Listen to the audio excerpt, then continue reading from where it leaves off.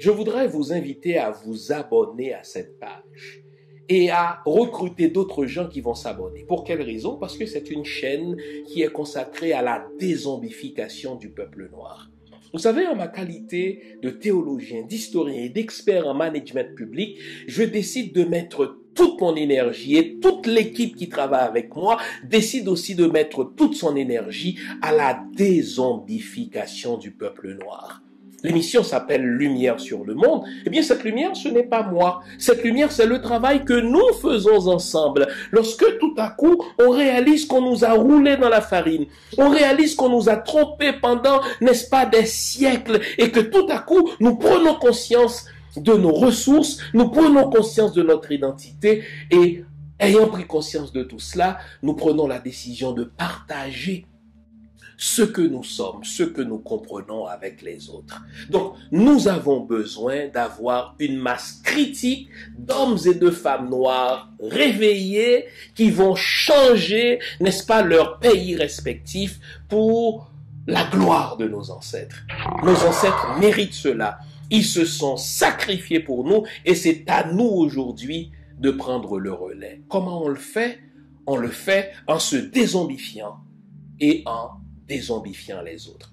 Je vous invite donc à liker ce qui se fait sur cette chaîne, à le sharer, à le partager avec les autres, à vous abonner et si vous l'avez fait déjà, à recruter d'autres qui vont s'abonner. On est ensemble, on garde le moral car tant que va le moral, tout va.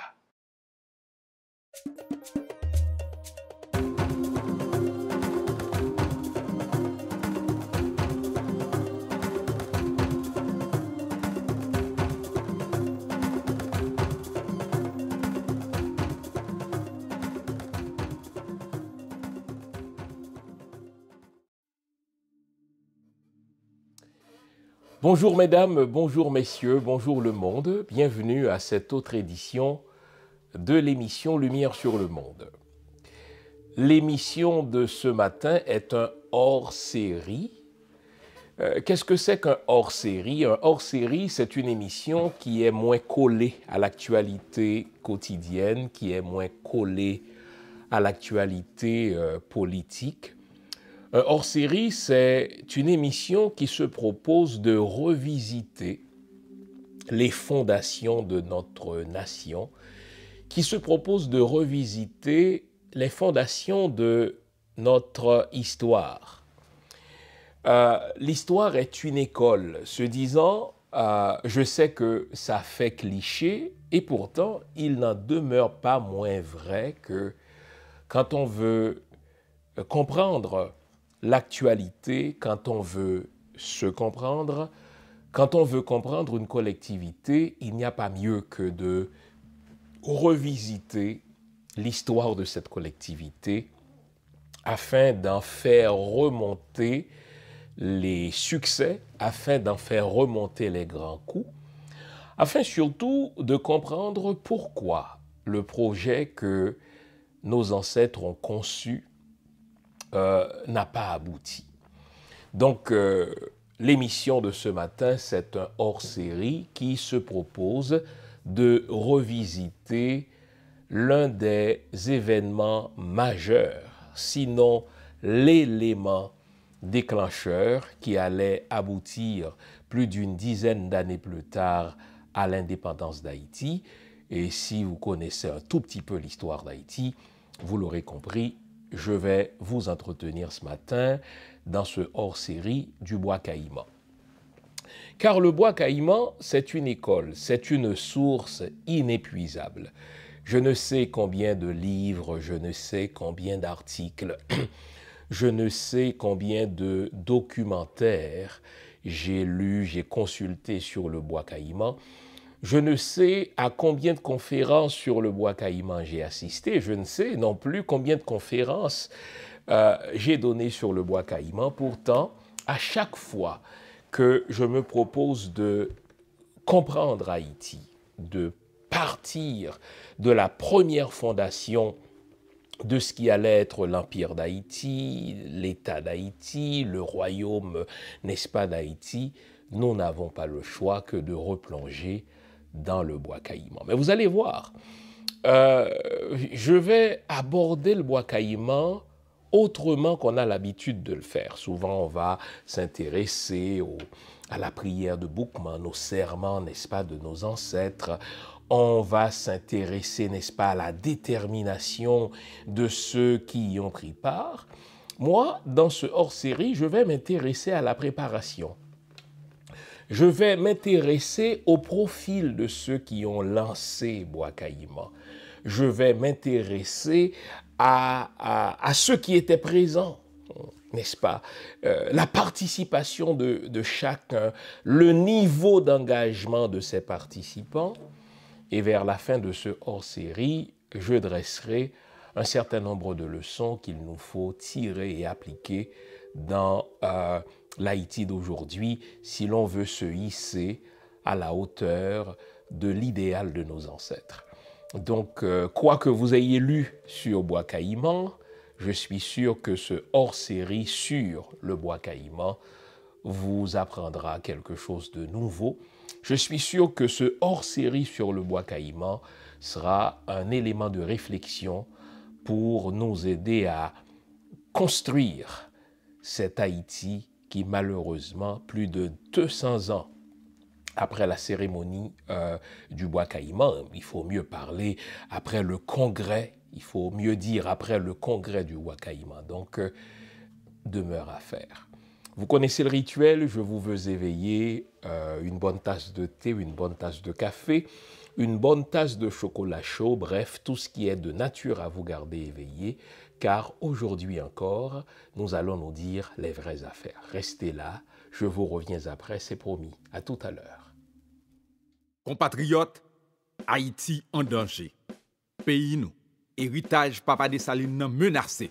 Femme kou garçon, ti moun kou grand moun ap sibi zak terroriste. L'ennemi historique nou yo, maré complot ak malfecté local, yo gaye gros âme fan fois tout partout sous île ya. Yo sene tout passage. Moun de bien qui en dedans pas ka sorti, moun de bien qui de yo pas ka entrer. Qui solution?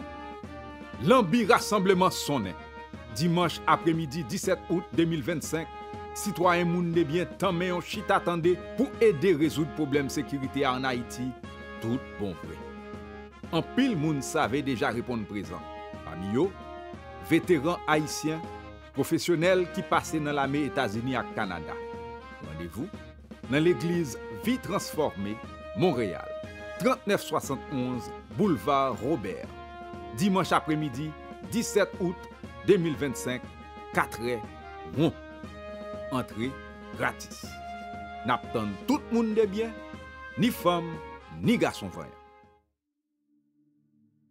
Alors oui, faisons ensemble ce hors-série sur les fondations de l'État d'Haïti. Les fondations d'Haïti, vous l'aurez compris, n'ont pas été jetées. Les bases de l'Empire d'Haïti, les bases de l'État haïtien n'ont pas été jetées le 1er janvier 1804. Ces bases ont été jetées au moins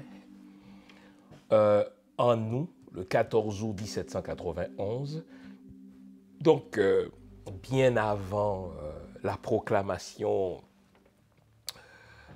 du général Jean-Jacques Dessalines, qui allait devenir quelque temps plus tard empereur. Les fondations d'Haïti ont été jetées avant 1804. Les fondations d'Haïti ont été jetées au mois d'août 1791, le 14 août 1791. Et puisqu'on le sait en histoire, il n'y a pas de génération spontanée, il n'y a pas une génération qui naît ex nihilo, il y a toujours une préparation. La génération d'aujourd'hui a été préparée, travaillée par celle d'hier, celle de demain, n'est-ce pas, est préparée par celle d'aujourd'hui. Donc vous savez, l'histoire, c'est une chaîne. Eh bien, pour bien situer politiquement le Bois Caïman, pour bien situer spirituellement le Bois Caïman, eh bien, il faut aller au-delà du Bois Caïman. Bon. Vous le savez, depuis 1503, les Européens chrétiens, les Français, ont commencé à importer, telle de la marchandise, des captifs de l'Afrique. Ils débarquent en Afrique pour des raisons économiques. L'Europe est au bord de la faillite et les chefs d'État, les têtes couronnées, les gens d'affaires financent le commerce macabre de l'humain par des humains. Et donc des Européens débarquent sur le grand continent, le continent le plus vaste, le continent le plus riche. Et là, ils déclarent la guerre à des peuples qui ne leur ont fait aucun tort. Ils tentent des pièges à des individus qui ne leur ont rien fait. Ils les enchaînent et ils les conduisent, n'est-ce pas, sur un autre continent qu'on appelle l'Amérique. Vous savez qu'il y a une controverse, les chiffres sont discutables. Les plus extrêmes parlent de plus de 300 millions de Noirs qui ont été pris en captivité depuis l'Afrique pour être conduits en Amérique. D'autres parlent seulement de plusieurs dizaines de millions, mais toujours est-il que sur plusieurs siècles, n'est-ce pas, et sans parler de l'esclavage arabo-musulman que nos ancêtres ont subi, s'il faut seulement considérer, n'est-ce pas, l'esclavage transatlantique, eh bien c'est plusieurs millions, plusieurs dizaines de millions pour les plus conservateurs, plusieurs centaines de millions pour ceux qui se retrouvent à l'autre bout du spectre, qui ont été kidnappés sur leur continent pour être conduits partout en Amérique. Et là, on parle du Brésil, là, on parle de l'Argentine, là, on parle, n'est-ce pas, des États-Unis, et puisqu'il s'agit ici d'Haïti, qui sont déportés vers Saint-Domingue.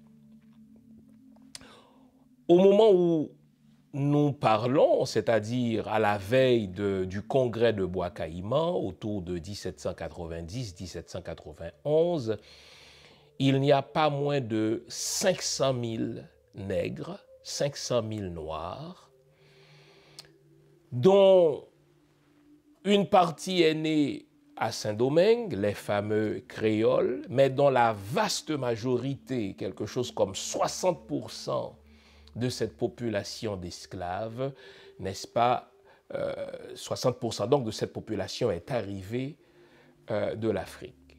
Et là, il s'agit de entre 450 000 pour les plus conservateurs à 500 000 esclaves. La machine est bien huilée, la machine macabre, la machine terrible, la machine infernale de l'esclavage est bien huilée, puisque, comme je vous le dis, elle existe à Saint-Domingue depuis 1503. 1503, c'est le début du XVIe siècle. 1791, à l'approche du Bois-Caïman, donc c'est la fin du XVIIIe siècle, donc du XVIe siècle, donc du début du XVIe siècle, 1503. À la fin du XVIIIe siècle, ça fait déjà plus de 200 ans que la machine infernale de l'esclavage tourne déjà, et elle enrichit ni plus ni moins la France. Pour s'assurer que la machine continue de rouler, tout un arsenal va être mis au service de cette machine. Et quand je dis arsenal, je ne parle pas seulement d'armes militaires. Et souvent, les gens l'oublient. Les professionnels d'armes, les militaires, les gens armés, la police, l'armée, sont au service toujours d'idéologues. L'armée est toujours au service de l'argent. La politique est toujours au service de l'argent. Et donc, pour s'assurer que cette machine qui rapporte beaucoup d'argent à la France continue de rouler, eh bien, on a mis en place tout un arsenal. D'abord, un arsenal idéologique. Quand on dit arsenal idéologique, c'est d'abord un arsenal religieux. Je le rappelle, en ma qualité de théologien, la religion, enfin toute religion, mais la religion chrétienne en particulier, puisque là on parle de l'esclavage transatlantique, la religion chrétienne est d'abord une idéologie. Jésus, c'est un égrégore au service d'une idéologie esclavagiste. Nos amis noirs qui se déclarent à tort chrétiens ne comprennent pas suffisamment, et c'est mon privilège de le leur dire, parce que j'étais là où ils sont aujourd'hui, ils ne comprennent pas encore que le christianisme, c'est une idéologie au service de la machine esclavagiste occidentale. Et lorsque je réfère ici à l'arsenal mis en place par l'Empire français, n'est-ce pas? Quand on dit empire, il y a un pouvoir central qui est à Paris, avec des satellites, n'est-ce pas, un peu partout à travers le monde. Eh bien, l'Empire français va fonctionner grâce à un arsenal, mais un arsenal d'abord idéologique. On l'a vu dès la moitié du XVe siècle, le pape a donné sa bénédiction à l'entreprise de l'esclavage. Sous quel prétexte? Mais parce que le continent africain n'est pas vraiment géré par des États. Donc, puisque le continent n'est pas géré par des États, ben, nous qui sommes des États organisés, nous avons le droit d'entrer sur ce continent qui n'appartient techniquement à personne dans leur idéologie pernicieuse. Hein? Et ça va donner lieu à la doctrine de la découverte. Qu'est-ce que c'est que la doctrine de la découverte? Si un Européen chrétien débarque sur un territoire habité, si ce territoire est habité par des peuples non chrétiens, eh bien ce territoire est considéré comme étant découvert par ce chrétien. Et il a le droit, n'est-ce pas, désormais de l'occuper, c'est un vol, vous me direz, et de réduire en esclavage et à perpétuité les peuples qui vivent sur ce territoire. Et c'est ce que l'Église catholique va faire. C'est ce à quoi l'Église catholique va servir, légitimer le vol du continent africain, légitimer le vol des ressources africaines, légitimer, n'est-ce pas, l'asservissement, c'est-à-dire le kidnapping des populations africaines. Et donc, le pape va dans cette bulle qu'on appelle Romanus Pontifex, le pape va donner sa bénédiction, il va légitimer. Et cette bulle, c'est vraiment un acte de légitimation de l'esclavage. Donc nous, les peuples chrétiens, lorsque le pape a écrit la bulle Romanus Pontifex, il l'a écrite, cette bulle, pour les Portugais, mais c'est tous les Européens qui vont appliquer cette bulle. Donc les Portugais, les Anglais, les Français vont entrer, et d'autres peuples, les Espagnols, vont entrer en Afrique. Ils vont piller au nom de la légitimité idéologique religieuse. Nous sommes des chrétiens et Dieu, dans la Bible, nous invite à dominer tous les peuples. Dieu, dans la Bible, nous invite à être la tête et non la queue. Nous avons le droit de réduire en esclavage les autres peuples parce qu'ils ne sont pas chrétiens. S'ils ne sont pas chrétiens, ils servent le diable, donc nous servons le vrai Dieu. Nous avons le droit, Bible en main, hein, nous avons le droit de conquérir les autres peuples et de les réduire en esclavage à perpétuité.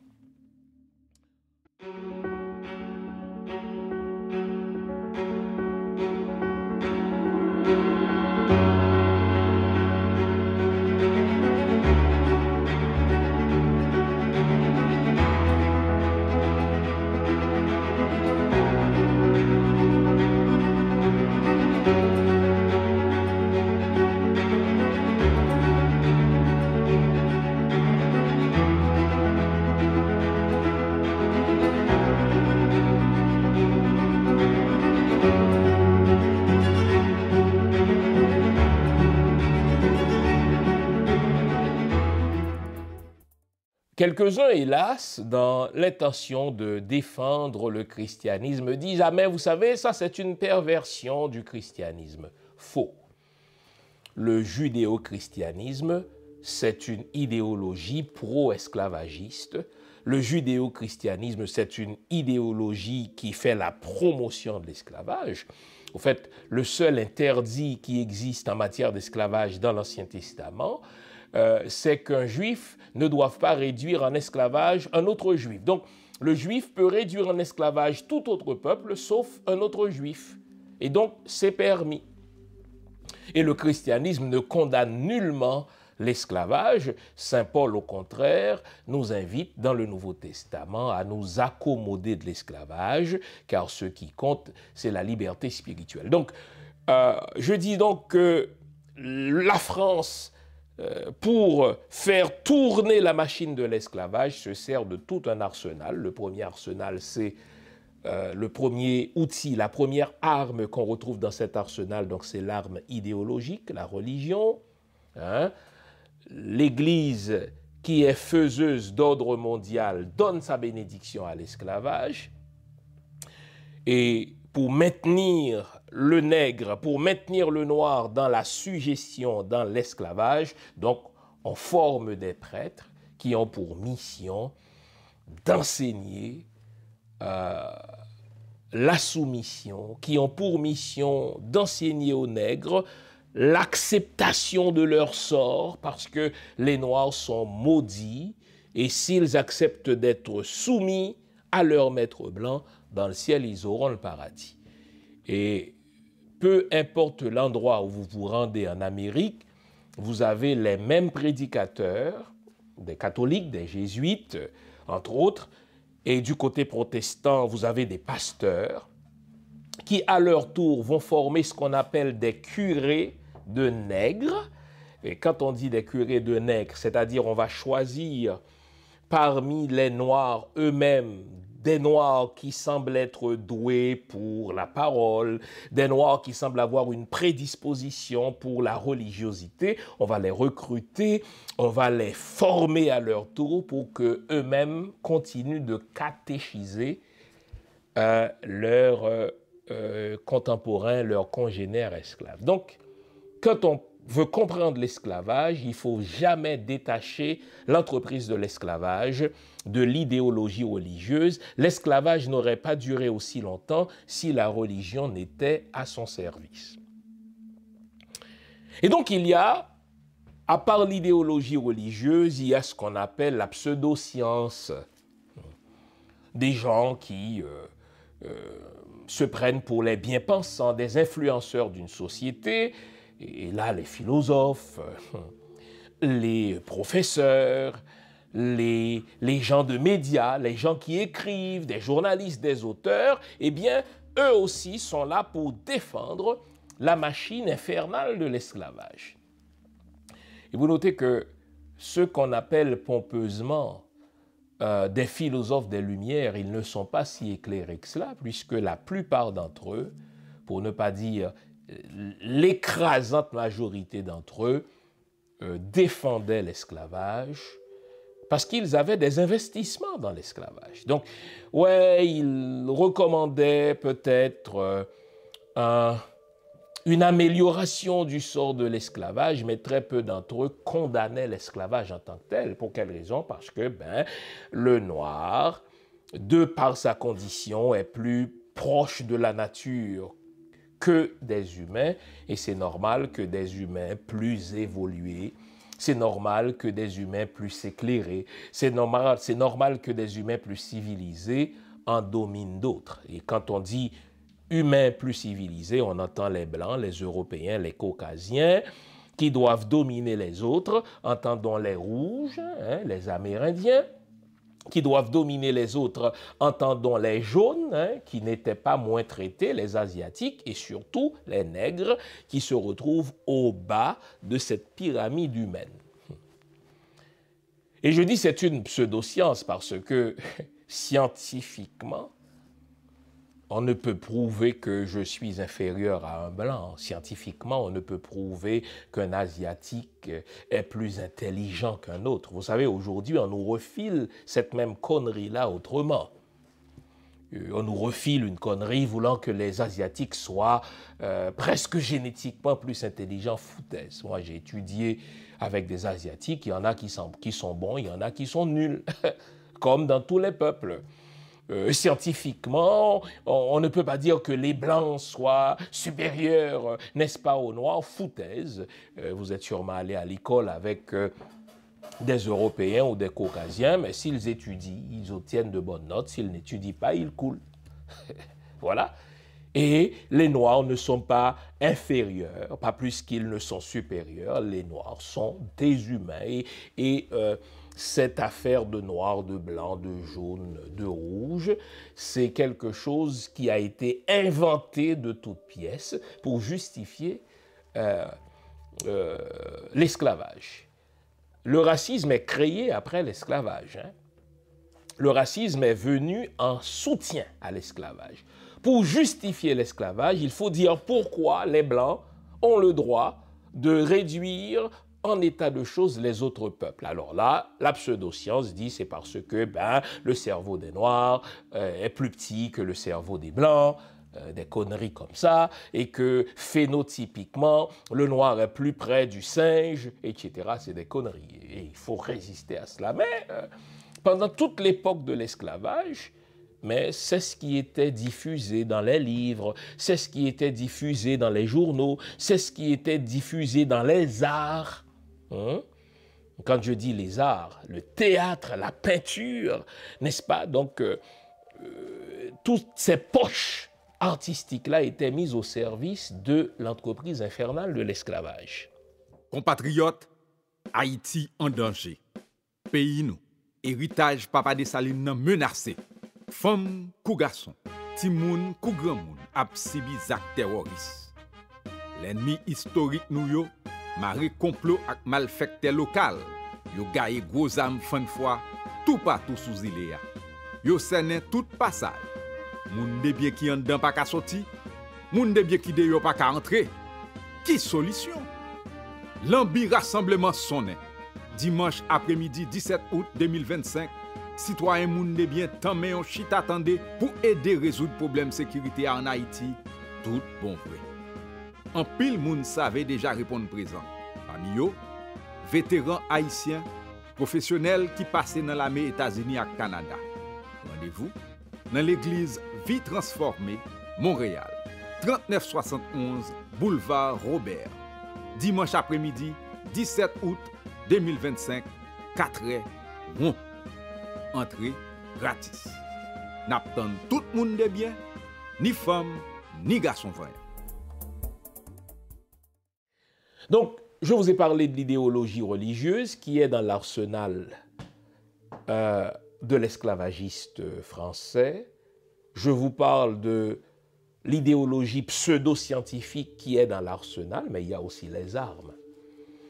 Les Européens se sont toujours entretués.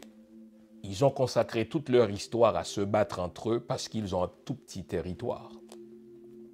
Géographiquement parlant, l'Europe n'est même pas un continent, c'est un sous-continent. Si vous regardez d'une part la définition d'un continent dans un dictionnaire de géographie, mais l'Europe n'est pas un continent, mais c'est un tout petit territoire pour une population immense. Et puisque les Européens ont toujours fait face à des problèmes de territoire, à des problèmes de nourriture, à des problèmes économiques, ils ont passé leur vie à se battre. Et quand on passe des millénaires à se battre, mais on a une expérience de la guerre, on a une expérience dans l'art de tuer les gens. Et donc, les Européens ont pu entrer en Afrique et subjuguer nos populations, mais parce que eux, ils ont passé leur vie à se battre, ils ont raffiné leur méchanceté dans l'art de tuer. Donc, il y avait dans l'arsenal européen les armes, donc l'outil militaire. Et il y avait aussi, dans cet arsenal-là, tout l'outillage économique. Je vous l'ai dit au début de l'émission, La guerre se fait toujours pour des ressources. Dès que vous entendez le mot guerre quelque part, dès que vous entendez le mot conflit quelque part, sachez qu'il y a l'économie à la base. Les humains ne se font pas la guerre pour des raisons nobles. Il n'y a pas de guerre juste. Il n'y a pas de sainte guerre.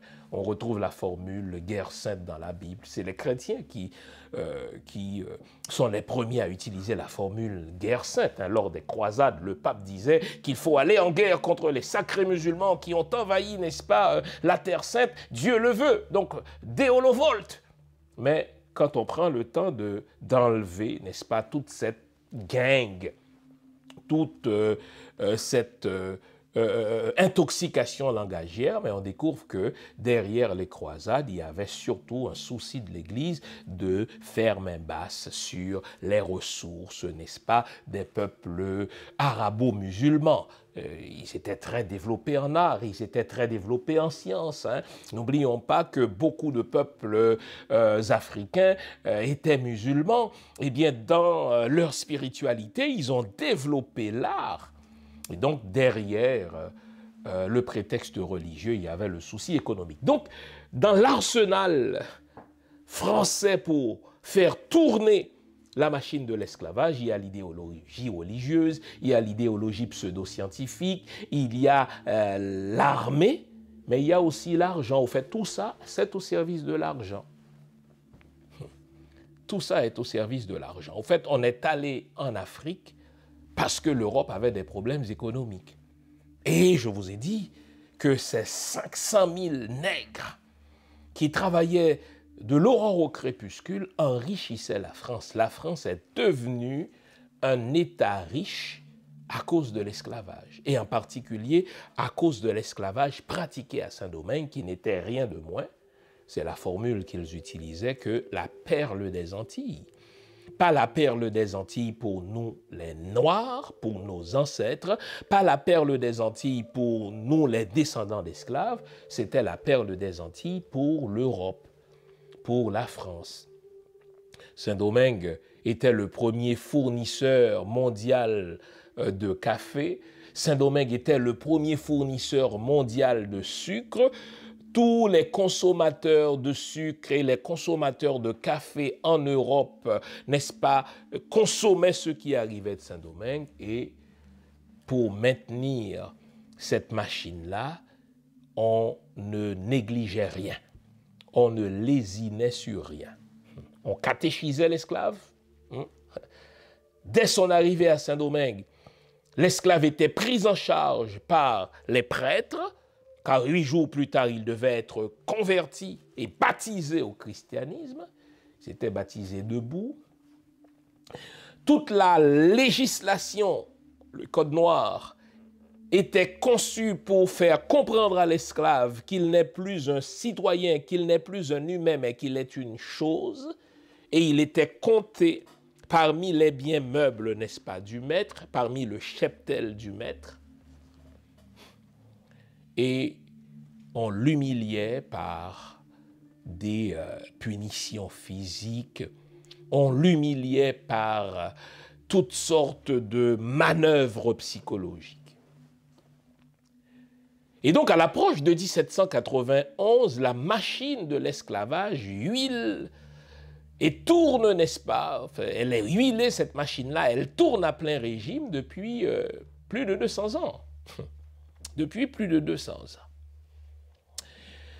Mais attention, ce n'est pas parce que cette machine est bien huilée, qu'elle tourne à plein régime depuis plus de 200 ans, qu'il faut accepter ou ni laisser entendre ce mensonge qui est circulé, qui circule, qui est véhiculé donc par les maîtres esclavagistes, à savoir que l'esclavage acceptait son sort. Faux. Depuis sa captivité en Afrique jusqu'à sa déportation en Amérique, l'esclave se battait. D'abord, il n'acceptait pas son statut d'esclave. Beaucoup d'entre eux étaient des citoyens libres, des gens élevés en dignité dans leur pays. Ils se battaient, et ce n'est que par la force qu'on l'a pris et qu'on l'a jeté sur le négrier. Et généralement, il se jetait à l'eau. Les femmes se faisaient avorter si elles étaient enceintes. Elles se jetaient aussi à l'eau. Et dans le bateau qui les conduisait de l'Afrique jusqu'en Amérique, il y avait plein de révoltes. Les esclaves se battaient contre les Blancs. Et si vous voulez avoir une idée, il y a un film très historique qui est tourné sur l'une des révoltes réussies d'esclaves sur le bateau. C'est le film Amistad, entre autres. Et lorsque le nègre arrive, n'est-ce pas, en Amérique, beaucoup d'entre eux prenaient la fuite immédiatement. C'est ce qu'on appelle les marrons.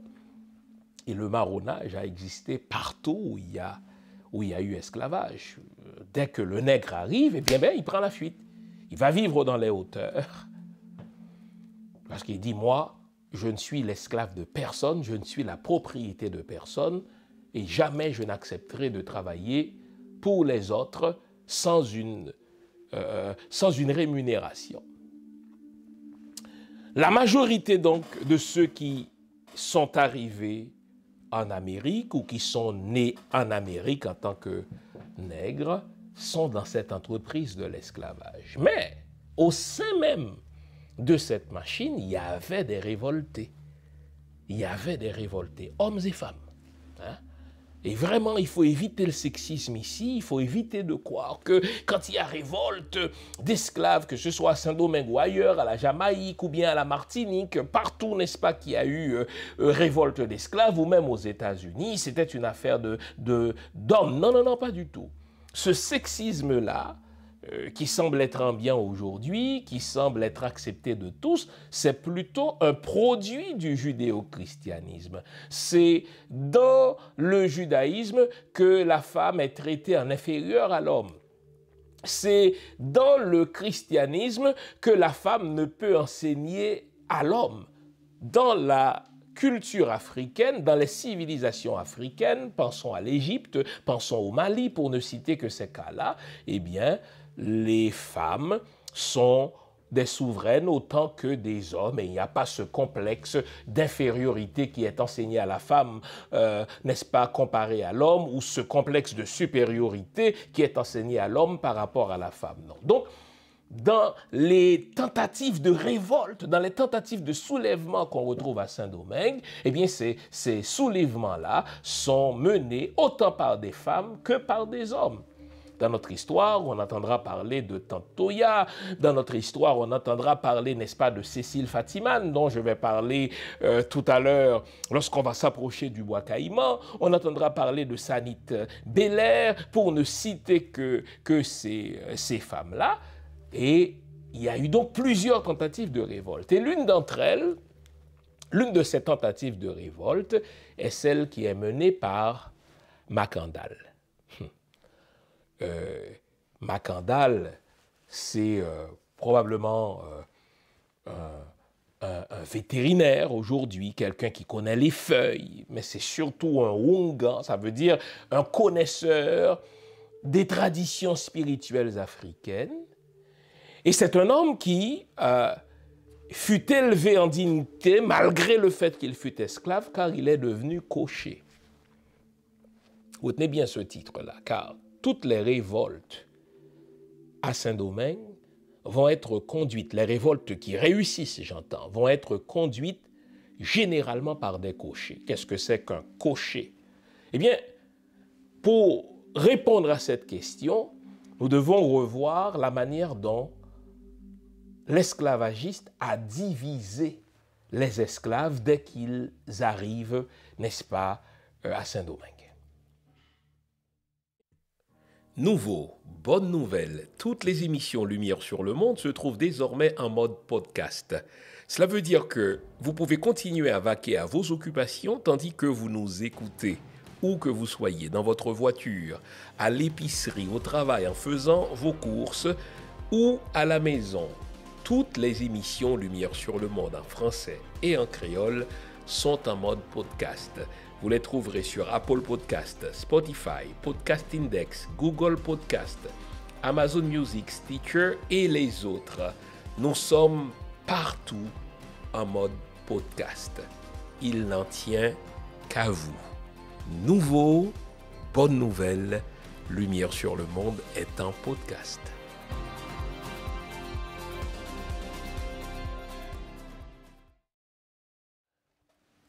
Le blanc esclavagiste est à ce point pernicieux qu'il sait que pour maintenir la machine de l'esclavage, il doit dresser les esclaves les uns contre les autres, de manière à ce que chaque esclave en envie un autre, sans regarder au blanc qui les a tous mis dans cette situation.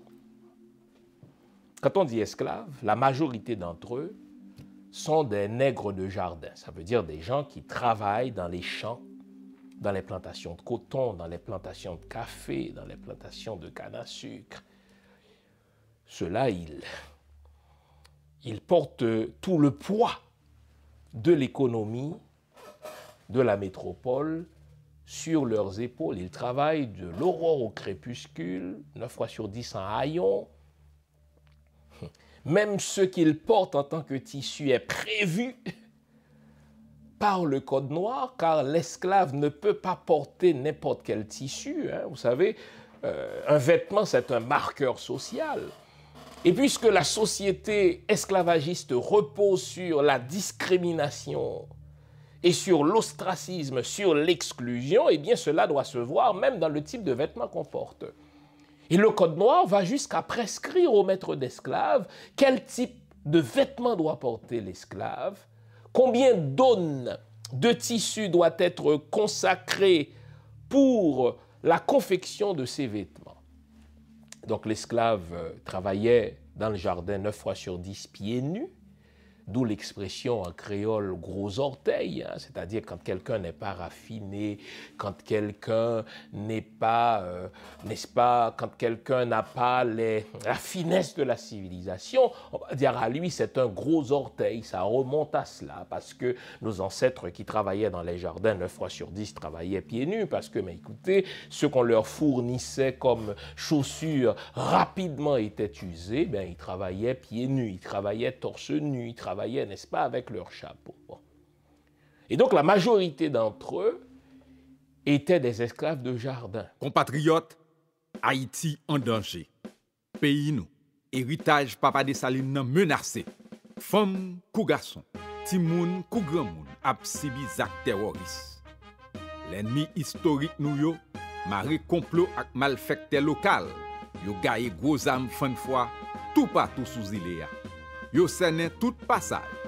Moun de bien qui en dedans pas ka sorti, moun de bien qui de yo pas ka entrer. Qui solution? L'ambi rassemblement sonné. Dimanche après-midi 17 août 2025, citoyen moun de bien tant mais on chita attendé pour aider résoudre problème sécurité en Haïti, tout bon vrai. En pile moun savait déjà répondre présent. Parmi yo, vétérans haïtiens, professionnels qui passaient dans l'armée États-Unis et Canada. Rendez-vous dans l'église Vie Transformée, Montréal, 3971 boulevard Robert. Dimanche après-midi, 17 août 2025, 4h, rond. Entrée gratis. N'attend tout le monde de bien, ni femme, ni garçon vrai. Mais à côté des esclaves de jardin, il y avait l'esclave à talent. L'esclave à talent, c'est l'esclave qui arrivait, n'est-ce pas, de l'Afrique avec un métier, qui était charpentier, entre autres, n'est-ce pas, et qui aidait son maître à construire des maisons. Et celui-là, cet esclave-là, mais il était mieux traité. Parce que mais déjà, il n'était pas dans les champs, il accompagnait le maître et certaines fois, il bénéficiait même d'une rémunération pécuniaire de la part du maître, ce qui va souvent permettre à l'esclave à talent d'avoir un certain pécule, ce qui lui permettra de s'acheter un petit bout de jardin, etc. Bon. Cela va sans dire que l'esclave de jardin enviait l'esclave à talent. Il n'y avait pas seulement l'esclave à talent, il y avait l'esclave de maison. L'esclave de maison, c'est d'abord la femme ou l'homme qui faisait à manger pour le maître, parce qu'il y avait autant de bons cuisiniers que de bonnes cuisinières. L'esclave de maison, c'est la femme qui sert de mère nourricière pour l'enfant de la blanche, parce que la blanche ne veut pas nourrir de son sein son propre enfant, et donc elle va confier à l'esclave de maison le devoir de nourrir de son sein, d'où l'expression mère nourricière, hein, qui donne le mot nurse en anglais. Hein. C'était d'abord ça, l'infirmière, c'est la femme nourricière. L'esclave de maison était enviée par l'esclave de jardin parce que l'esclave de maison, souvent, elle mangeait les miettes qui arrivaient de la table de son maître. Hein. Déjà, mais elle n'était pas exposée au soleil, etc. Donc, elle avait accès à la table du maître, elle avait accès aux conversations du maître. L'esclave de maison, c'est aussi des esclaves musiciens. Vous savez, plus on avait d'argent, plus on avait de l'argent, plus on était riche comme propriétaire d'esclaves, plus fallait-il faire d'ostentation de sa richesse. Il fallait prouver qu'on était riche. Et comment on le prouvait? Mais on avait une grande maison, une grande case. La grande case, c'était la case du maître. Et si d'aventure, dans cette case-là, dans la maison du maître, il y avait des esclaves qui jouaient de la harpe, il y avait des esclaves qui jouaient du violon, en plus des esclaves bien habillés. Hein? Attention, parce que l'esclave de maison devait être bien vêtu, c'était un signe de la richesse du maître. Donc, comprenez, l'esclave de jardin enviait non seulement l'esclave à talent, mais il enviait surtout le nègre de maison. Le nègre de maison était souvent perçu comme un traître. Hein? Et aujourd'hui encore, quand un noir traite un autre de nègre de maison, ça veut dire que c'est un nègre qui, parce qu'il a accès au maître, trahit les siens. Et donc on va dire, celui-là c'est un nègre de maison, c'est-à-dire c'est un vendu. Lui, il oublie qu'il est esclave, parce qu'il est esclave quand même. Il oublie qu'il est noir, parce que ce qui l'intéresse, ce qui le flatte, c'est d'être proche du maître. Et c'est souvent parmi ces esclaves de maison que le maître d'esclaves va faire un petit nègre. Hein, parce que là, vous avez une belle femme noire qui te fait à manger, une belle femme noire qui est à ton service, une belle femme noire qui a accès à toi. Et bien, voilà, 9 fois sur 10, eh bien, le maître de l'esclave va la violer. Car les mulâtres, les métis, les affranchis ne sont pas le produit de l'amour entre l'esclavagiste blanc, le maître d'esclaves blanc et la négresse noire. Et souvent, on nous présente la chose de manière romancée, on nous présente la chose de manière édulcorée. Pas du tout, hein? Pas du tout.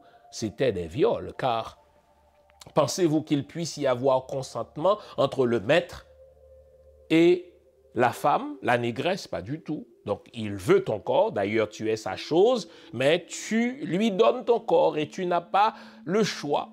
Tu n'as pas le choix. Et là encore, ces pratiques de viol donnent naissance à une formule qui est devenue l'insulte la plus choquante pour un Haïtien, le colon guette ta mère. Si un Haïtien est véritablement fâché contre toi, tu dois t'attendre à ce qu'il te dise que le colon guette ta mère. Quand il est fâché, c'est ça. Mais c'est de là que vient cette formule, le colon guette ta mère. Parce que le colon, n'est-ce pas, épiait les fesses de la négresse. Il épiait, n'est-ce pas, les seins de la négresse. Il épiait les belles lèvres de la négresse. Et quand son instinct sexuel, animal, est poussé à son paroxysme, il la baise, cette négresse. Et de cette relation basée sur le viol naîtront les mulâtres. Et dès que le blanc regarde une négresse, eh bien, on dit, ah, il est en train d'épier, il est en train de guetter ta mère.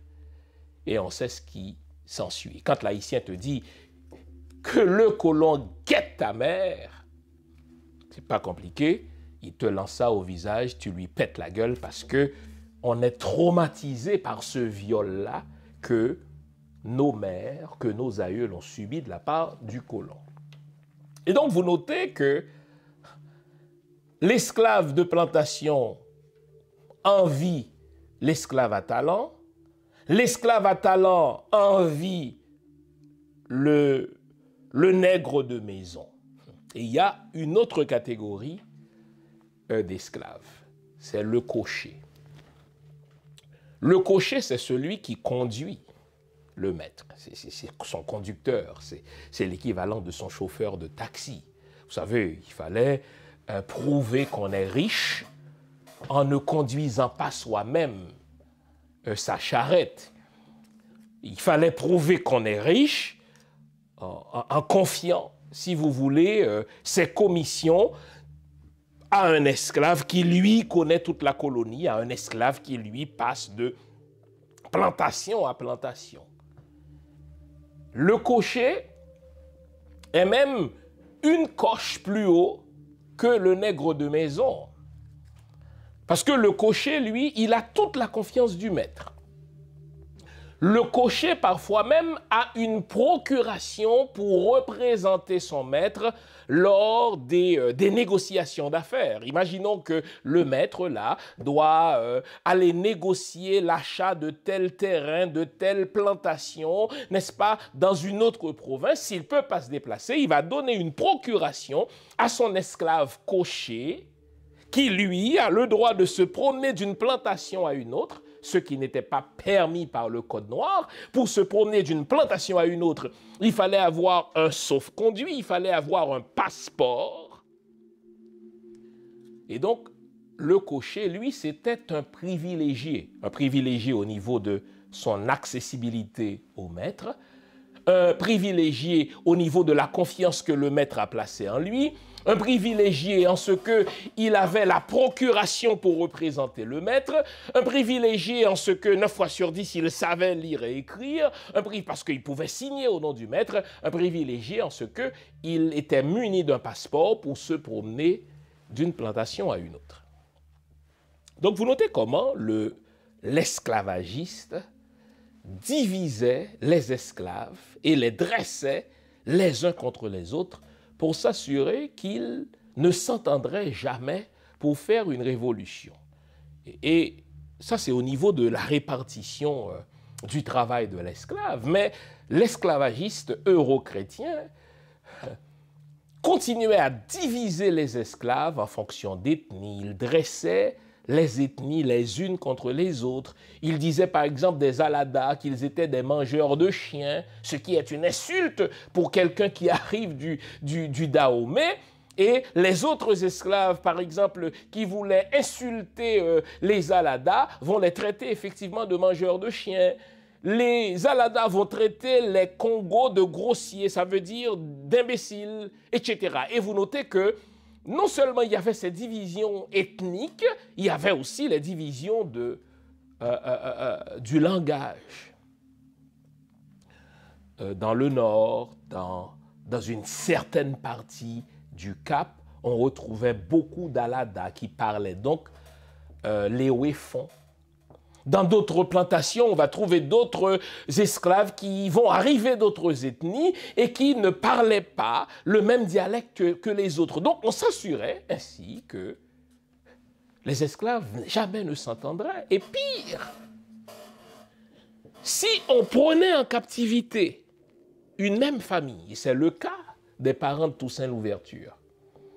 Le père de Toussaint Louverture, Hippolyte, était pris en captivité avec sa femme et des enfants. Dès que ces gens-là sont pris en captivité, n'allez pas croire qu'on va les garder sur les mêmes plantations. On va vendre le père à un maître, on va vendre, n'est-ce pas, la femme à un autre maître, et même les enfants vont être séparés. C'est ainsi, par exemple, que le père de Toussaint Louverture a été amené captif au même moment que sa première femme. Mais sa femme a été vendue dans le sud, à l'autre bout du pays. Ils avaient déjà, ces deux-là, le père de Toussaint Louverture, Hippolyte et sa femme de mémoire Afiba, d'autres enfants. Chaque enfant va être vendu dans une partie du territoire et Hippolyte va être encouragé à épouser une autre femme, de laquelle naîtront Toussaint Louverture et ses frères. Et Toussaint va devenir, comme on le saura plus tard, n'est-ce pas, le premier personnage de la colonie. Et puis là, il va se lancer dans des recherches minutieuses pour retrouver ses premières demi-sœurs, qu'il finira par retrouver à l'autre bout, n'est-ce pas, de la colonie dans le sud. Et cette demi-sœur va épouser un Chancy. C'est ainsi donc que les Chancy, je connais beaucoup de Chancy, dont mon bon ami Junio Chancy du Cap, eh bien, c'est ainsi que les Chancy sont de véritables descendants de Toussaint Louverture, bon, pour citer cet exemple-là. Et revenons donc à la famille de Toussaint Louverture. Hippolyte Louverture est prise en captivité en même temps que sa première femme, mais chacun va être vendu à un bout du pays. Généralement, la femme va rester plus fidèle que l'homme, n'est-ce pas, à l'idée du mariage. La première femme de Toussaint Louverture ne va jamais, n'est-ce pas, prendre un autre homme. Et lorsqu'elle a appris que son mari, Hippolyte, n'est-ce pas, est dans la colonie lui aussi, mais qu'il est dans le nord, elle a tout fait pour retrouver, n'est-ce pas, son ancien mari, mais quel a été son choc lorsqu'elle a entendu dire que Hippolyte, non seulement a pris une nouvelle femme, mais qu'il a eu d'autres enfants.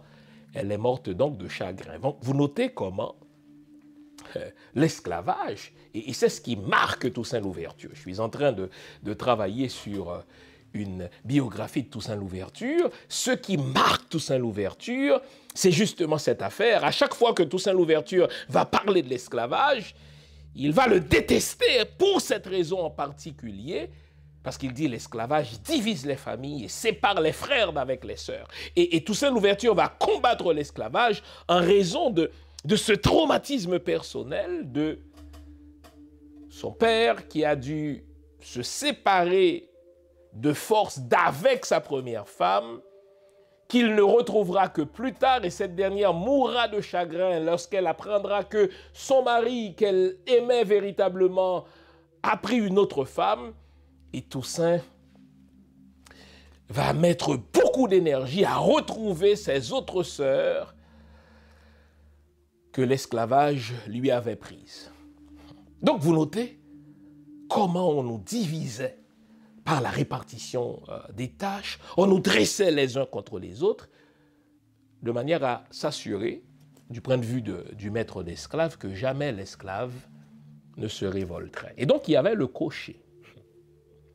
Je vous disais que toutes les révoltes qui vont réussir à Saint-Domingue seront menées par des cochers. Et ça, pour moi, c'est important. Je vous ai montré que le cocher est un privilégié. Il est un privilégié comparé au nègre de maison. Il est un privilégié comparé au nègre de talent. Il est un privilégié comparé au commandeur. Tenez, j'oubliais de vous parler du commandeur. Qu'est-ce que c'est que le commandeur?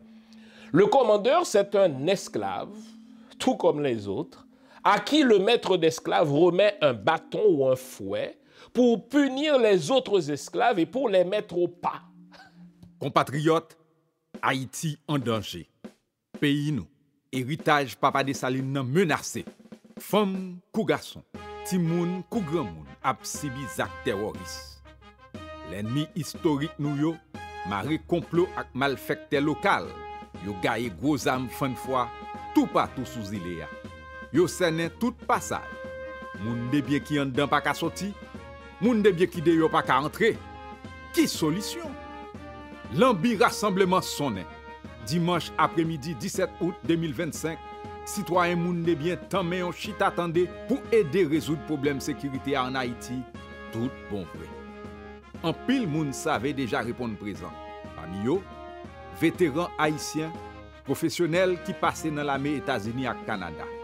Rendez-vous dans l'église Vie Transformée, Montréal, 3971 boulevard Robert. Dimanche après-midi, 17 août 2025, 4h, rond. Entrée gratis. N'attend tout le monde de bien, ni femme, ni garçon frère. À un moment donné, ce n'est plus le blanc qui fouettait les autres esclaves noirs.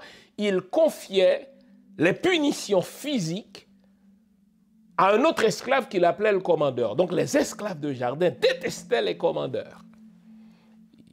Ils ne voyaient pas le commandeur comme un outil qui est utilisé par le maître d'esclaves pour se faire oublier, car qui est-ce qui me fouette? C'est le commandeur. Donc plutôt que de détester le blanc, je déteste le commandeur.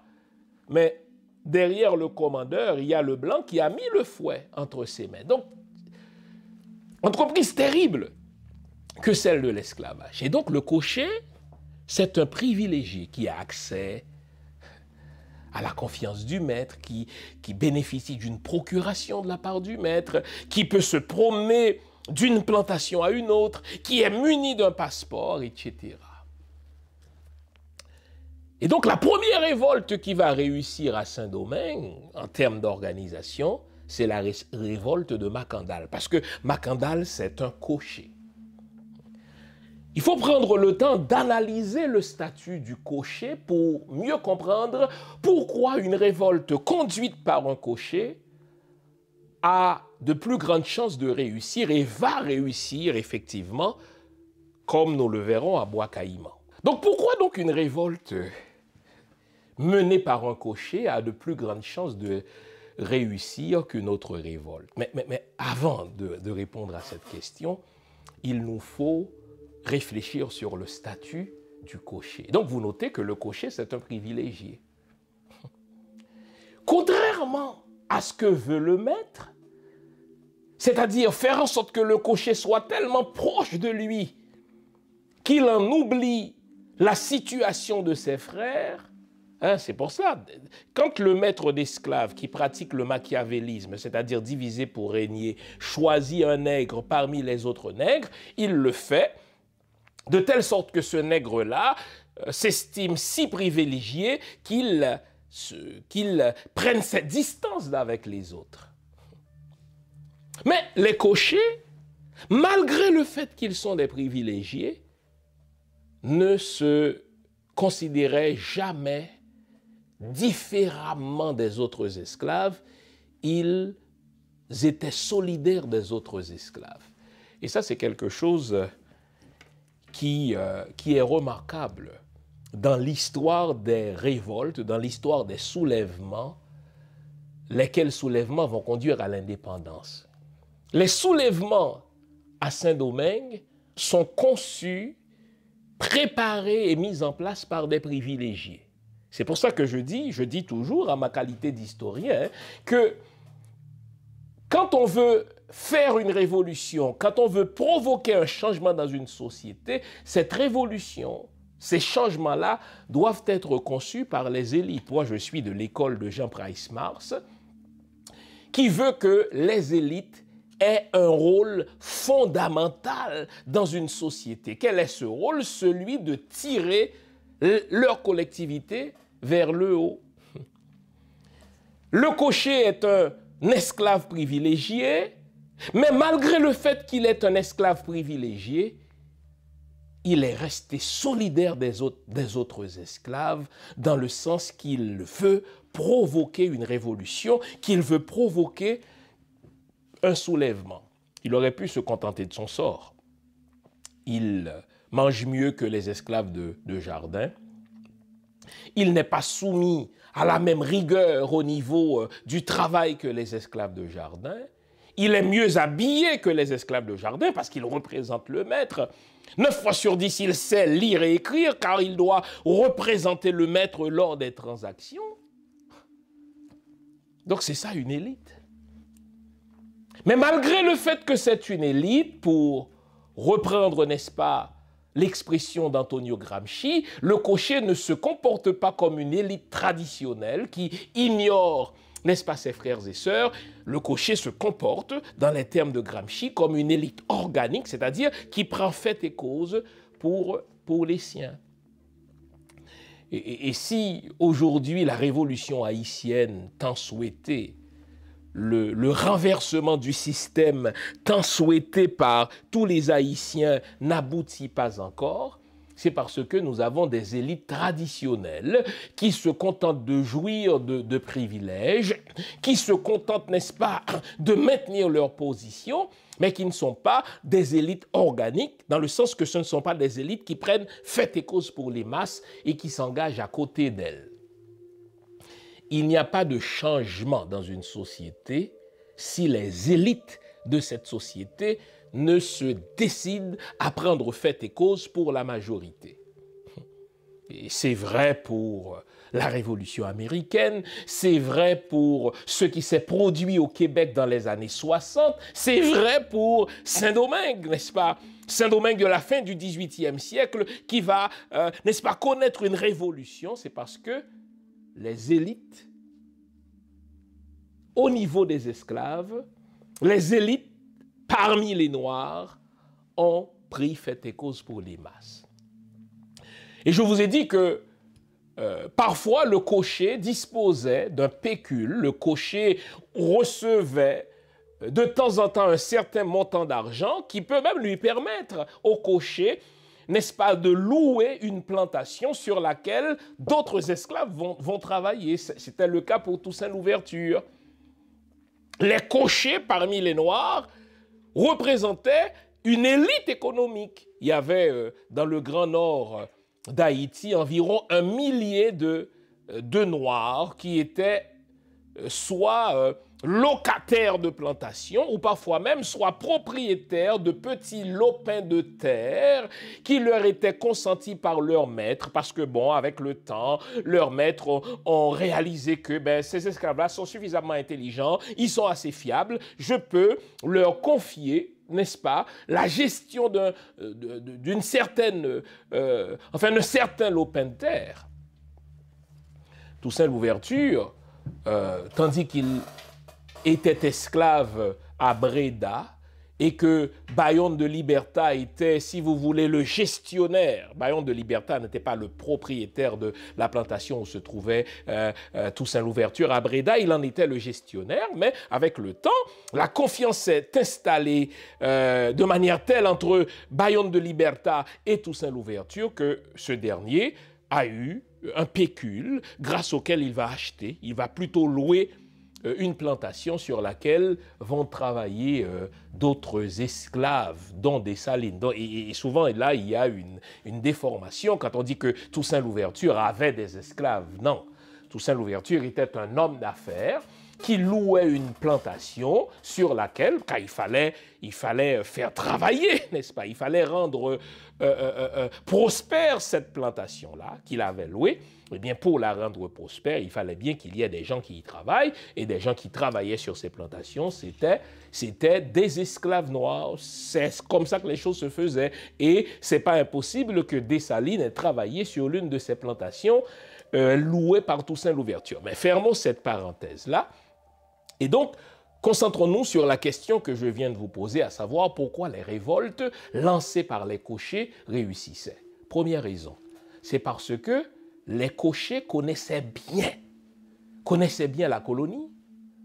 Pour lancer une révolte et faire réussir cette révolte, il faut avoir une connaissance topographique. D'ailleurs, même dans l'art de la guerre, on ne peut gagner une guerre sans une connaissance des lieux. Et souvent, une armée puissante va perdre la guerre, va perdre une bataille parce que cette armée-là ne connaît pas les lieux. Eh bien, le cocher, précisément parce qu'il a l'habitude de sillonner la colonie avec son maître, il finit par avoir une connaissance parfaite de la colonie. C'est le cas de Toussaint Louverture. Toussaint Louverture connaissait littéralement par cœur toute la colonie, d'ouest en est, du nord au sud. Il connaissait la colonie pour avoir été cocher. Donc, un cocher connaît les lieux, il connaît les plantations. Et puisqu'il connaît les lieux, parce qu'il a le droit, muni d'un passeport, de se promener d'une plantation à une autre, eh bien, il a l'occasion d'établir un réseau. Ça, c'est important, les amis. On ne fait pas de révolution, on ne fait pas de révolte si on n'a pas un réseau pan-national. Les cochers, parce qu'ils passaient d'une plantation à une autre, parce qu'ils passaient d'une province à une autre, parce qu'ils passaient d'une région à une autre, n'est-ce pas? Et 9 fois sur 10, eh bien, ils devaient dormir dans une autre région aussi. Ils finissent par avoir un grand réseau de connaissances. Pour que la révolution haïtienne ait réussi, eh bien, les diverses régions devaient être reliées par des têtes de pont. Et les têtes de pont, c'était nul autre que des cochers, parce que, comprenons bien, hein, le Code noir de Colbert faisait interdiction à un esclave d'aller sur la plantation d'un autre esclave. S'il le faisait, cet acte-là était punissable de sévices corporels. On pouvait t'arracher une oreille, on pouvait t'arracher un bras, on t'arrachait une jambe. C'est ainsi, par exemple, qu'il y avait une femme du nom de Zabeth, quand je vous ai dit que les révoltes à Saint-Domingue n'étaient pas menées seulement par des hommes. Il y avait une femme du nom d'Élisabeth, n'est-ce pas, qu'on appelait affectueusement Zabeth. Elle s'est sauvée une première fois, on lui a arraché une oreille. Une deuxième fois, on lui a arraché un bras. Une autre fois, on lui a arraché une jambe, etc. Donc, et pour éviter de subir ces sévices-là, seul un cocher pouvait se promener d'une plantation à une autre. Parce que le cocher, il avait le passeport de son maître, donc il connaissait les gens. Et avec le temps, le cocher tissait sa toile d'araignée grâce à sa connaissance des lieux, grâce à son réseau relationnel. Il mettait en place un réseau de communication, un réseau de renseignement. Ça me fait rire. Quand je vous ai dit qu'Haïti, l'Haïti actuel n'est pas un État, quand je vous dis que l'Haïti actuel n'est pas une nation, c'est évident qu'Haïti, l'Haïti d'aujourd'hui, l'Haïti de Jovenel, l'Haïti d'Ariel Henry, surtout l'Haïti de Jovenel, mais l'Haïti post-Duvalier, l'Haïti post-armée, parce que l'armée haïtienne a été démantelée, n'est pas une nation. On ne peut avoir un État sans un réseau de renseignement. Le mec a été assassiné, Jovenel Moïse, je déplore son assassinat, mais en raison aussi de son imbécilité, il est chef d'État, mais il ne dispose pas d'un réseau de renseignement à travers le pays. Or, les cochers ont pu mener des révoltes réussies parce que grâce à leur connaissance des lieux, grâce à leur réseau relationnel, ils pouvaient tisser un réseau d'informateurs. Quand Toussaint Louverture est devenu commandant en chef des armées et plus tard gouverneur, n'est-ce pas, de Saint-Domingue, cet homme-là était au courant de tout. Parce qu'en tant qu'ancien cocher, il avait cultivé le réflexe de réseau de renseignement basé par des agents dormants, des informateurs qui lui disaient tout. Et c'est ça la force d'un cocher. Sur telle plantation, il avait tel autre cocher qui lui disait ce que faisait le maître. Quand est-ce que le maître allait en voyage en France? Quand est-ce que le maître allait en voyage aux États-Unis? Quand est-ce que le maître allait en voyage à Cuba, etc. Grâce à sa proximité, n'est-ce pas, du maître, il savait aussi ce qui se faisait en France, parce que les propriétaires d'esclaves discutaient de ce qui se passait à Paris, et donc le cocher était au courant. Et il va utiliser son réseau de renseignement, son réseau d'information pour combattre le système de l'esclavage. Et mieux, puisque le cocher, c'était le chauffeur du maître, eh bien, quand le maître voyageait, mais il voyageait souvent avec des fusils, des armes, hein, n'est-ce pas, pour se protéger, etc. Les propriétaires d'esclaves, souvent avaient, n'est-ce pas, des armes. Et qui transportait ces armes-là? Et qui connaissait donc les cachettes de ces armes-là? C'est encore les cochers. Donc, il n'y avait pas meilleurs esclaves. Pour préparer une révolution, pour préparer un soulèvement que le cocher. Il connaissait les lieux, il avait un grand réseau relationnel, il disposait d'un système de renseignement, il avait la confiance du maître et il pouvait préparer minutieusement la révolte. Donc le premier cocher qui va lancer une révolte, c'est Macandal. Ironiquement, Macandal travaillait à peu près dans la même région qu'un Toussaint Louverture. Lui, puisqu'il était cocher, il utilisait, comme connaisseur des plantes médicinales, il utilisait des poisons pour en venir à bout du système esclavagiste. C'est ce qu'on appelle bout à blanc. Quand un esclave te disait bout à blanc, ça veut dire empoisonnons les blancs. Macandal disait il faut en venir à bout des blancs. Et puisque les blancs ont des fusils, ils ont des poudres à canon que nous ne maîtrisons pas, nous ce que nous maîtrisons c'est la connaissance des plantes. Nous allons utiliser les plantes pour empoisonner les sources d'eau, pour empoisonner les aqueducs, pour empoisonner, n'est-ce pas, les blancs dans leur propre maison, car rien à faire. Le blanc est à ce point méchant qu'il faut en venir à bout, bout à blanc. Compatriotes, Haïti en danger. Pays nous, héritage Papa Dessalines nan menacé. Femmes, kou garçon, ti moun, kou grand moun, ap sibi zak terroriste. L'ennemi historique nous yo, maré complot ak malfecté local. Yo gaye gros âme fin de fois, tout partout sous île ya. Yo sene tout passage. Moun de bien qui en dedans pas ka sorti, moun de bien qui de yo pas ka entrer. Qui solution? L'ambi rassemblement sonné. Dimanche après-midi 17 août 2025, citoyens moun de bien tant mais on chita attendé pour aider résoudre problème sécurité en Haïti, tout bon vrai. En pile moun savait déjà répondre présent. Parmi yo, vétérans haïtiens, professionnels qui passaient dans l'armée États-Unis et Canada. Rendez-vous dans l'église Vie Transformée, Montréal, 3971 boulevard Robert. Dimanche après-midi, 17 août 2025, 4h, rond. Entrée gratis. N'attend tout le monde de bien, ni femme, ni garçon voyant. Ce Macandal était un cocher. Il connaissait du monde.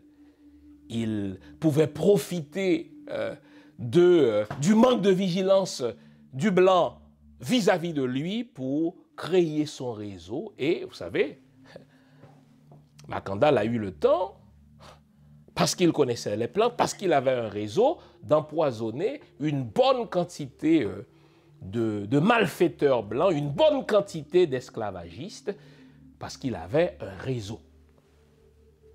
On le sait, Macandal sera piégé, il sera capturé, il mourra sur un bûcher.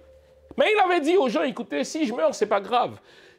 Je me transformerai en mouche, je me transformerai en maringouin pour retourner dans l'Afrique natale. Et là, la légende veut que lorsque Macandal était sur le bûcher, eh bien, il y a eu une secousse et tout à coup, on a vu passer une mouche, on a vu passer un maringouin conformément à l'autoprophétie ou à la prophétie réalisatrice de Macandal, et les gens ont dit « Macandal sauvé ». Macandal s'est sauvé. Et la révolte de Macandal, ironiquement, a eu lieu 33 ans,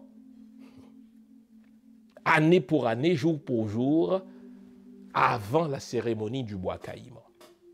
33 ans, puisque la cérémonie du bois caïman a eu lieu 33 ans après la révolte de Macandal, les Toussaint Louverture étaient déjà nés. Toussaint Louverture, selon son propre reportage, a dit qu'il avait autour de 50 ans lorsque la révolte, lorsque le congrès du bois caïman a eu lieu. Donc, puisqu'il a eu environ 50 ans lors du congrès du Bois Caïman et que la révolte de Makandal a eu lieu 33 ans avant le Bois Caïman. Donc, Toussaint Louverture était à la fin de son adolescence, donc il pouvait comprendre ce qui se passait 33 ans avant, tandis qu'il avait 17 ans. Et la captivité, l'assassinat de Makandal, loin de décourager les autres cochers, va leur enseigner comment raffiner leurs préparatifs afin de réussir cette deuxième révolte qui va débuter à Bois Caïman. Bois Caïman, c'est un site qui se trouve dans le nord d'Haïti et comme je vous ai dit, dans l'habitation normande Mézy, à peu près l'habitation dans la même ère où Makandal a travaillé avant de devenir cocher. Et ce qu'on découvre sur le congrès de Bois Caïman, c'est que les cochers qui l'ont préparé y ont travaillé pendant plusieurs années. J'ai dit les cochers qui y ont travaillé, parce que le cocher m'intéresse, parce qu'en tant que privilégié, c'est un exemple, c'est une illustration d'une élite organique plutôt qu'une élite traditionnelle. Vous savez, à Bois Caïman, au congrès de Bois Caïman, on retrouve des hommes et des femmes. Je vais parler des femmes, mais intéressons-nous aux femmes. Aux hommes d'abord. On retrouve Duty Boukman, qui est le co-leader de ce congrès avec Cécile Fatiman, qu'on va appeler Fatima. On retrouve aussi Jean-François, lui aussi cocher.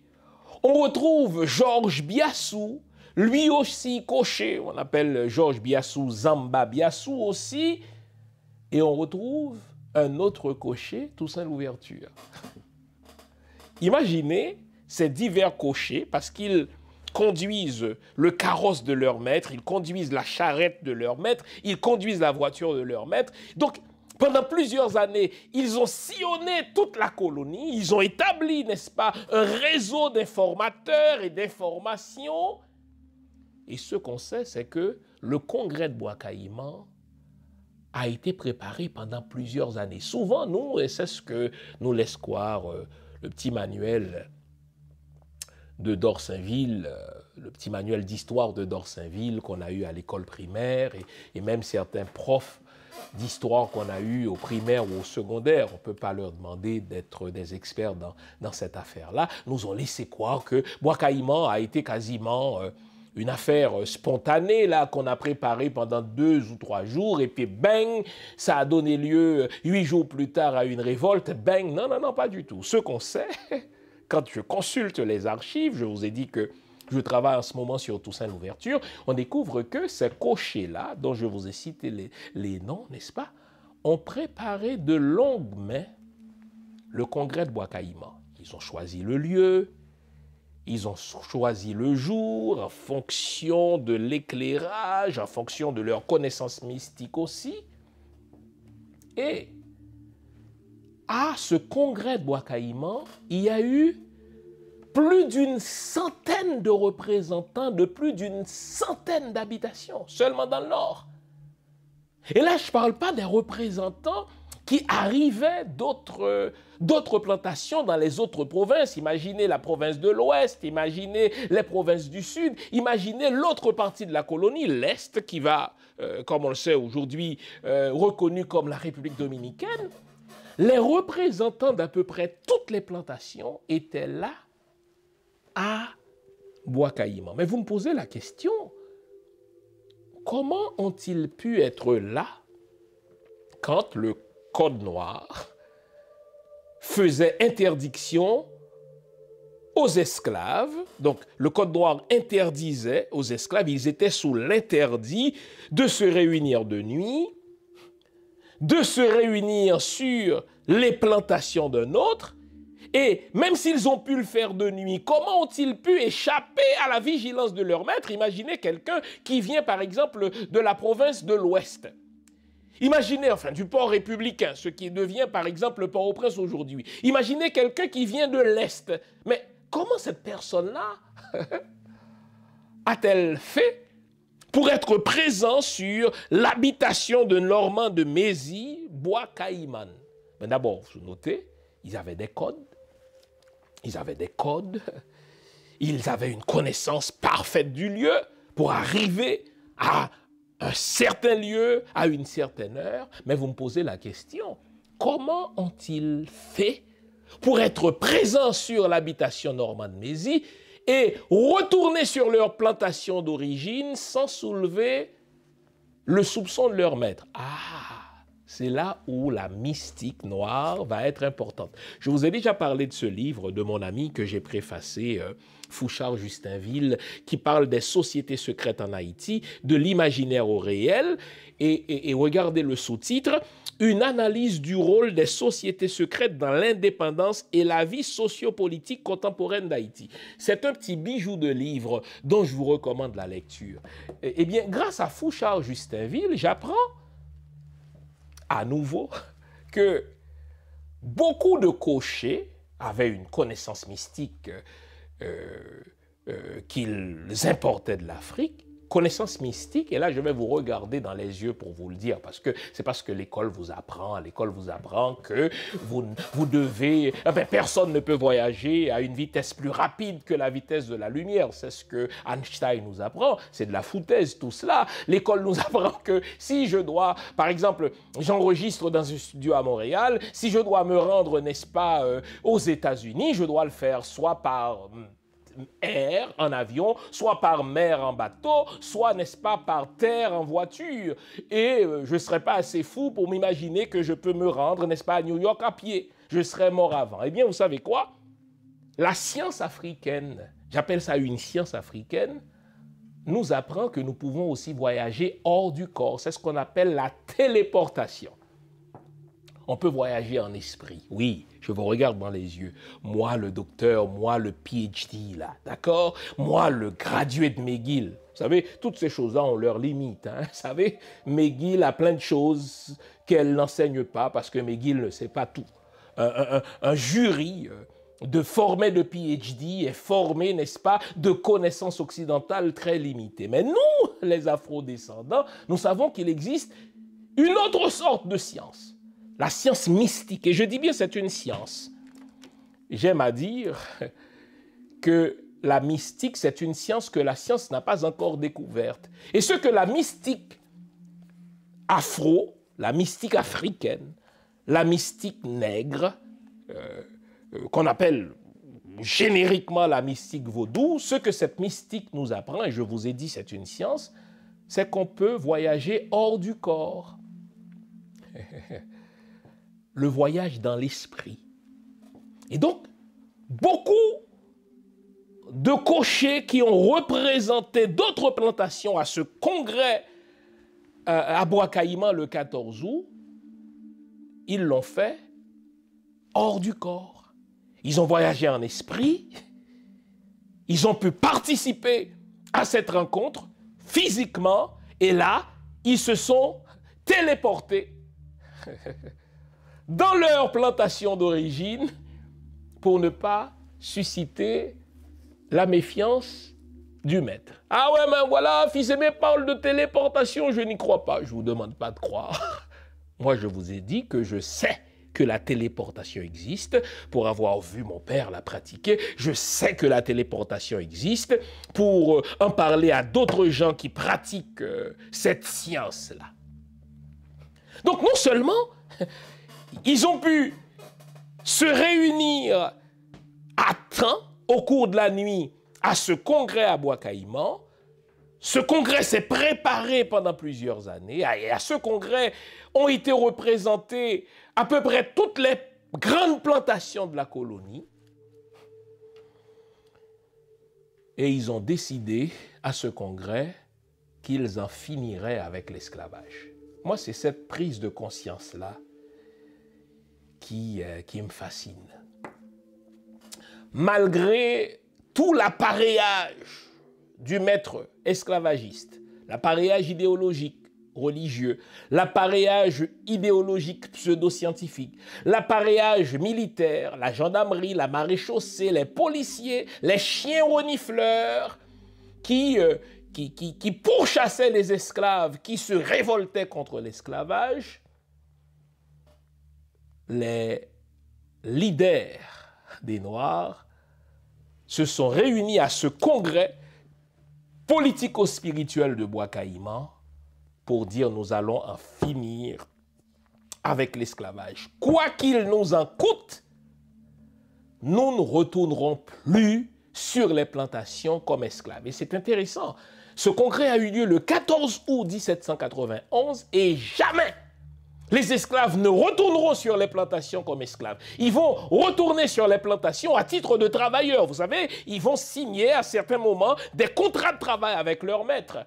Il y avait, n'est-ce pas, ce contrat de travail, divers contrats de travail qui ont été conçus par Sontonax, par Hérouville, n'est-ce pas, plus tard, et Douville, pardon, comme agent du directoire, mais jamais depuis 1791, les esclaves vont accepter de retourner sur les plantations comme esclaves parce qu'ils ont dit non. À ce congrès de Bois-Caïman, se sont représentées toutes les ethnies africaines qui étaient à Saint-Domingue. Quel exploit! Je vous ai parlé au début de ce hors-série du fait que le blanc nous divisait en ethnies, en dialectes, etc. Eh bien, les cochers ont trouvé une façon de communiquer entre eux, mais parce qu'en tant que cocher, ils devaient communiquer avec le maître, donc ils parlaient le créole, ils baragouinaient 9 fois sur 10 le français, et ils vont utiliser le créole comme langue passerelle pour communiquer entre eux et pour décider de ce qui allait être la révolte générale des esclaves. Aïe, aïe, aïe, le temps est court hein, quand on fait un hors-série. Mais il y a un certain nombre de leçons à tirer de Bois-Caïman. D'abord, une révolution, ça se prépare. Une révolution ne se fait pas en l'espace de quelques semaines. Une révolution, ça se prépare. Une révolution doit être conçue par des élites conscientes, des élites consciencieuses, des élites organiques, des élites qui prennent fait et cause pour la masse. Bois-Caïman, le congrès politique et spirituel de Bois-Caïman. Politique parce que ils allaient changer le système politique. Spirituel parce que nos ancêtres se sont réunis en se servant de leurs connaissances mystiques. Les fameuses sociétés secrètes étaient mises à contribution lors du congrès pour les renseignements, pour les voyages hors du corps, pour neutraliser l'ennemi, pour les tuer aussi. C'est aussi le rôle des sociétés secrètes, d'où ma recommandation du livre de Fouchard-Justinville. Et 7 jours plus tard, nos ancêtres ont dit « basta l'esclavage, on ne retournera plus sur les plantations comme esclaves ». Et qu'est-ce que ça montre? Ça montre que les Blancs ne sont pas invincibles. Et ça, c'est une leçon importante pour nous. Donc, ce que le congrès politico-spirituel du Bois-Caïman prouve, c'est que les Blancs ne sont pas invincibles. Aujourd'hui, nous sommes pris sous les griffes des Américains, sous les griffes des Français, sous les griffes du Canada, sous les griffes du corps groupe. Et quand on ne s'inspire pas de l'histoire, on est tenté de croire que les Blancs sont invincibles, les Américains sont invincibles, les Français sont invincibles. Foutaise.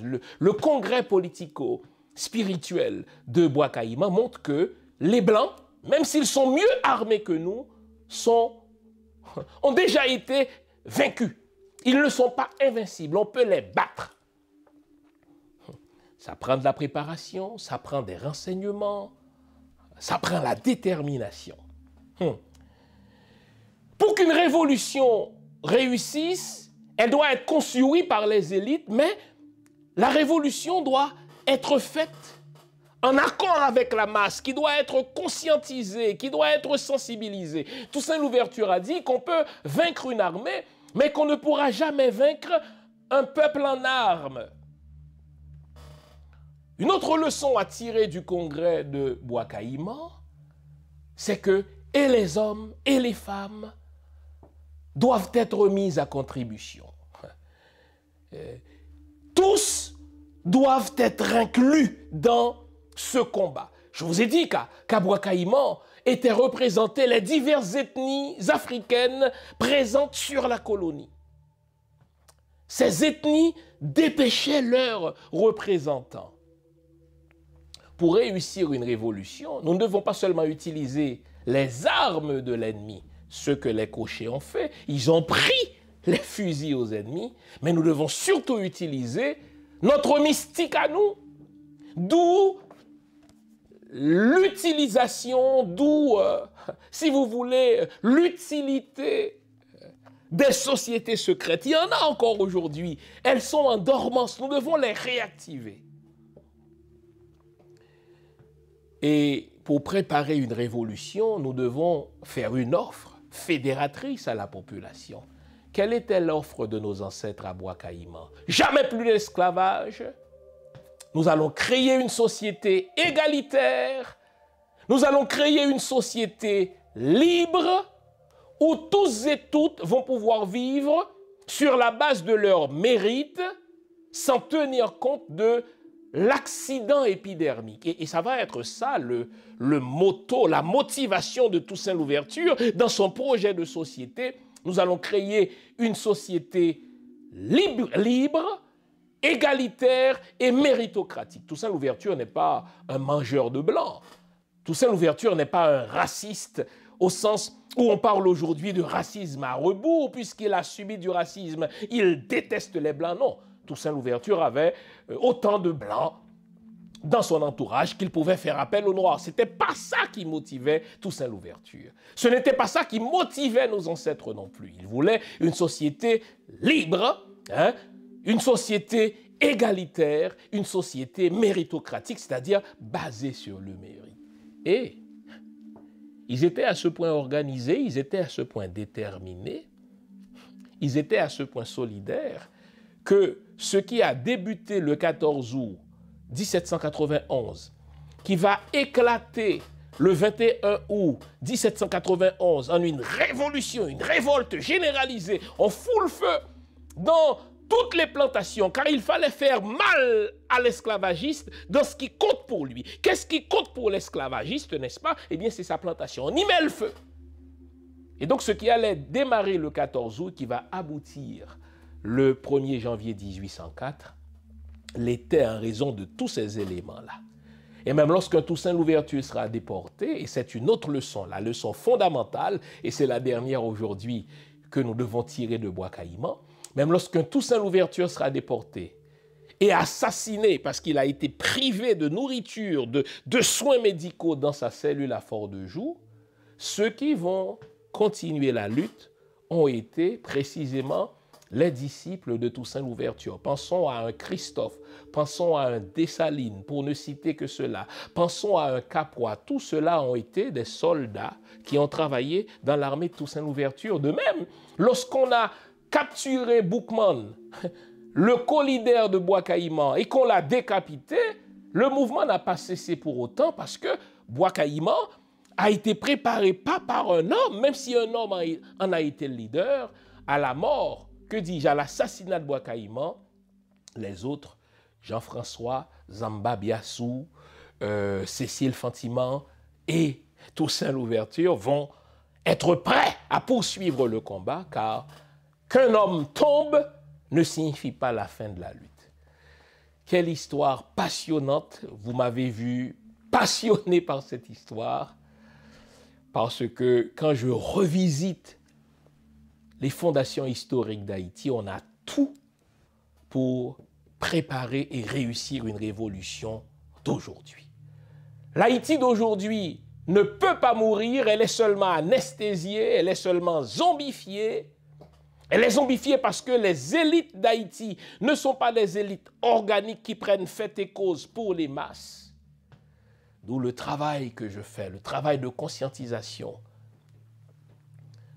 pour qu'il y ait une préparation pour qu'il y ait une véritable combite dans le langage haïtien et qu'on détruise le système qui nous garde sous l'emprise de la communauté internationale et qu'on recrée dans d'autres conditions une révolution pour créer un pays libre, un pays prospère, un pays où tous les enfants d'Haïti, tous les hommes et femmes de bonne volonté pourront vivre fièrement et dignement. Merci de votre attention. On garde le moral car tant que va le moral, tout va. On se retrouve une prochaine fois pour un autre hors-série. Likez, partagez l'émission, abonnez-vous si ce n'est encore fait. Au revoir.